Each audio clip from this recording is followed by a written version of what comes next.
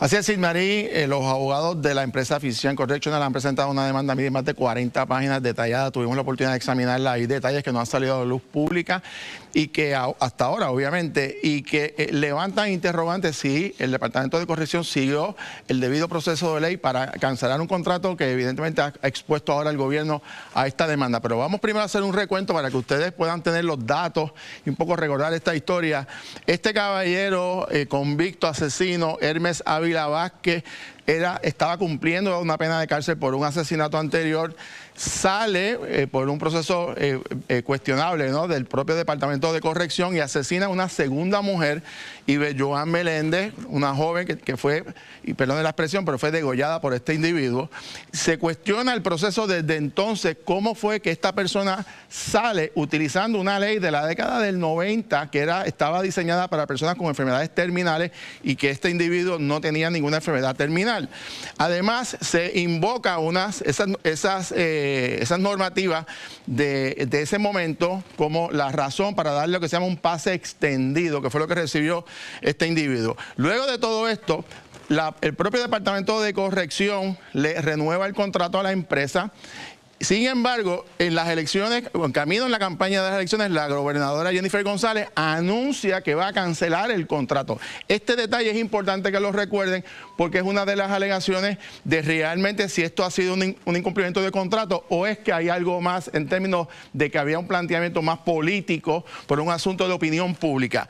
Y luego de la expresión de la gobernadora en julio de este año, el secretario actual de Corrección, en efecto, notifica la cancelación. Esto es un contrato que asciende hasta 73 millones de dólares hasta el año 2028. Dato importante, esta empresa y el sistema de salud correccional es por un acuerdo con aquel famoso caso Morales Feliciano por el Tribunal Federal que ordenó que estos servicios se dieran de esta manera en particular. Ahora bien, los abogados que habían estado aquí con nosotros nos habían adelantado que iban a acudir al tribunal si se les cancelaba de manera contraria al contrato el mismo y por consiguiente iban a recurrir si fuese necesario al tribunal. En efecto, anoche lo hicieron, a las más de 7:30 de la noche se presentó el recurso. ¿Qué reclaman ellos?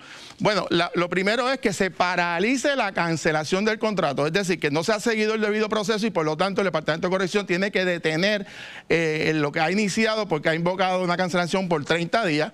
Además, Corrección, que no ha logrado todavía cancelar, está abriendo un proceso de buscar nuevos proponentes, un proceso de licitación cuando no ha podido cancelar o de manera válida ese contrato y plantean los abogados que tiene que haber una justa causa para la cancelación, tiene que darle una oportunidad a las partes, particularmente a Physicians, de contestar las alegaciones y agotar los remedios administrativos, que no ha ocurrido porque básicamente Corrección decidió cancelarlo sin agotar todos estos remedios que son parte del contrato.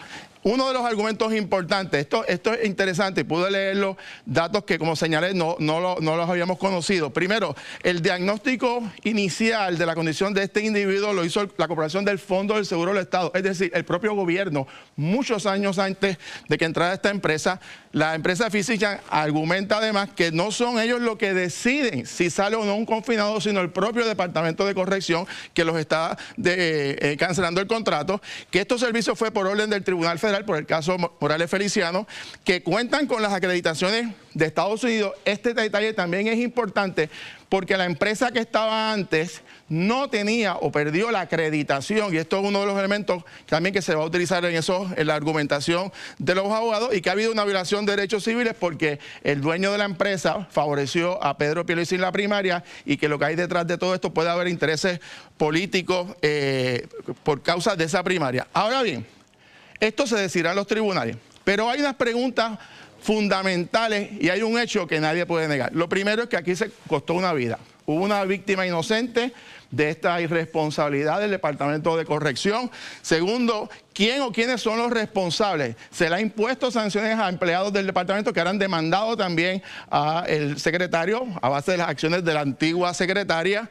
Si se justifica la cancelación del contrato, particularmente si el gobierno ha seguido el proceso, el debido proceso de ley, agotando los remedios que establece el contrato. Esta es la base de la impugnación. No hay duda de que esto va a ser un pleito prolongado y esperamos igual que en otros casos como Luma, Genera, de que no se esté cancelando contratos o iniciando procesos sin agotar los remedios, porque después exponen al ciudadano, a nosotros los puertorriqueños, a pagar los platos rotos y tenemos que pagar demandas multimillonarias sencillamente porque el gobierno viola o incumple con los propios términos de los contratos que firma el gobierno. Y eso va a ser parte de lo que el tribunal va a tener que examinar si el Departamento de Corrección cumplió con los procesos que establece el contrato o si por el contrario lo canceló violentándole derechos a esta empresa. Vamos Colbert. Y pasemos con Silmarín. Sí, Colbert, tengo una pregunta para ti. Uno de los planteamientos que se hace en esta demanda es que el diagnóstico que se hizo en el caso de Hermes Ávila fue previo por el Fondo del Seguro del Estado y que no fue por Physician Correctional.